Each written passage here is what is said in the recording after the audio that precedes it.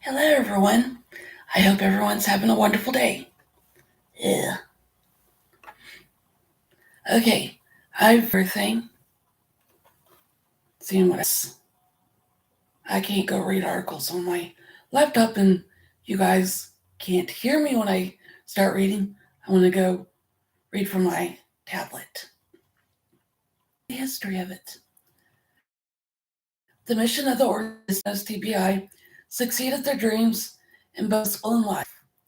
This is a volunteer and also those without TBI and disabilities. This is left-right traumatic brain injury since November 22nd, 1997.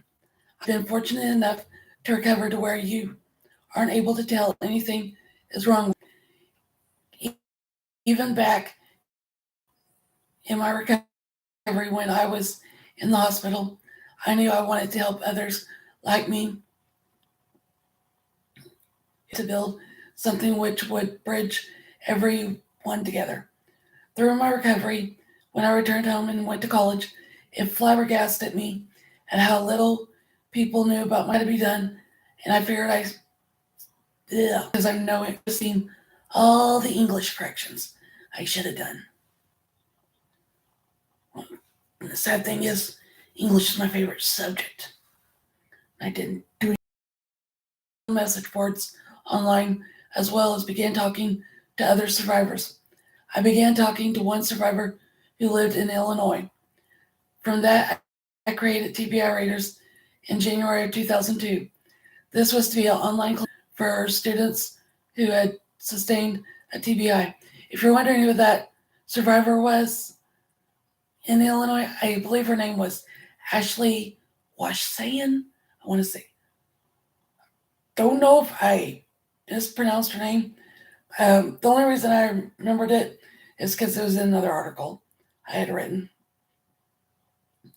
Okay, where was I? TBI is for traumatic brain injury. Raiders are also the mascot for Rose State, my alma mater. Go Rose State! I decided on Raiders because that is what the online club would be doing, raiding coast to coast to educate others about traumatic brain injury. You might be wondering why a sports themed name. I wanted those of us living with a traumatic brain injury to have something to call our own. I wanted TBI Raiders to be something that survivors could really call their own. As I began developing the websites and messaging, my friends at State College who, like me, were student leaders, nicknamed what I had created an online city. I developed a web brain. I also grew to love researching and writing papers that had to do with the subject matter of traumatic brain injury. I didn't really begin to see the need to develop TBI Raiders into something more until July 2004, when I had traveled to Washington, D.C. to represent Oklahoma youth with disabilities at the National Youth with Disabilities Leadership Conference. And my love for politics grew then. I remembered the misconceptions I had about disabilities, those who weren't disabled, those in politics to really change and help those with disabilities if we ourselves weren't trying to do something ourselves to change it. So when I had returned to Oklahoma, I chose to turn a volunteer service about it. So when I returned to school and was studying health, physical education, and recreation, I also spent time researching opportunities that existed and looked to see what was missing from the equation. Ignore the sound. Site up and running, as well as a name for the service and mission. I just needed to think of opportunities to offer. Easy. Gain skills needed for the workforce. Learn leadership skills. Interact with state and congressional leaders for Oklahoma. Educating others about traumatic brain injury and potential realities of survivors. Improving their communities. improving the schools they attended. I started thinking of the volunteer positions that should exist in the committees that this would need. The whole entire time I was doing this, I was staying politically active. Then on December 29th, 2004, when I was talking to former state representative Danny Morgan, he had asked me to write a paper on disabilities. So I did, but I focused the paper on traumatic brain injuries. So to show what a portion of those with disabilities experienced. I had I had an introduction page along with a section on education, employment, and social security income. And trust me, that was fun writing. I spent a month researching and putting the paper together. Around that time, I had created Survive to Vote. At first, it only applied to traumatic brain injuries until I had come to understand came to understand my disability better. Yeah, it's kind of, I'll get into it later. The summer of 2005, I made it for the National Youth Leadership Network at the Easter Seals celebration of the Americans with Disability Act. I learned so much from that event. It made me feel that much more important. I became much more determined to a report on the conferences and how Oklahoma could benefit from what was covered. I sent that report to so many of the elected officials for Oklahoma. That was my favorite thing to do.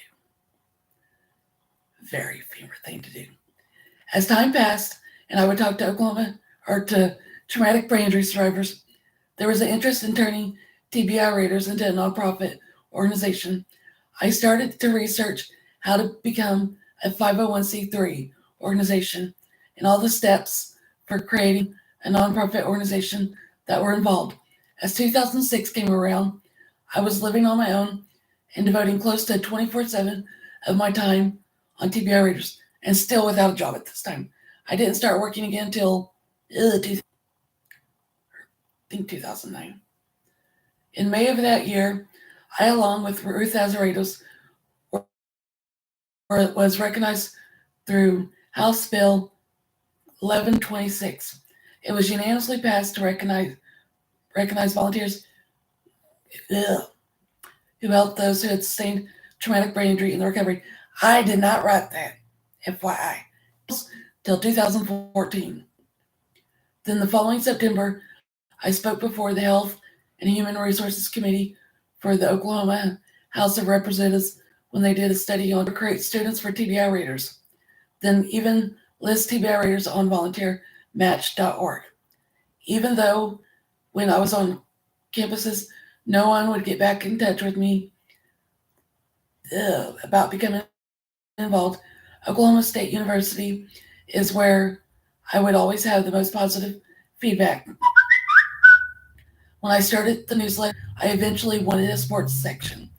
I contacted the Okali at Oklahoma State University about putting sports articles in the newsletter. They agreed to let me, and I gave credit to them naturally. And I'm not commenting on that newsletter anymore. Just first, I'm not going to get to it. In the long run, I've done a load. No one would have expected a survivor of a near fatal car accident to accomplish. I want to give back to those who have helped me to get to where I am today. I do not have the endurance or energy or endurance I once had, but I am determined enough to show others how I sustained a TBI. I can only do so much on my own, but by doing so, you will be showing traumatic brain injury survivors that you do care.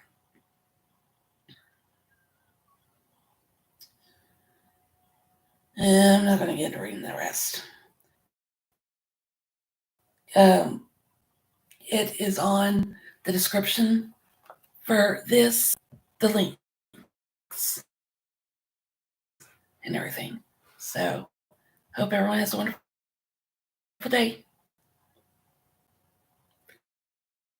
And if you're wondering why I don't want to get into Any negative comments or anything?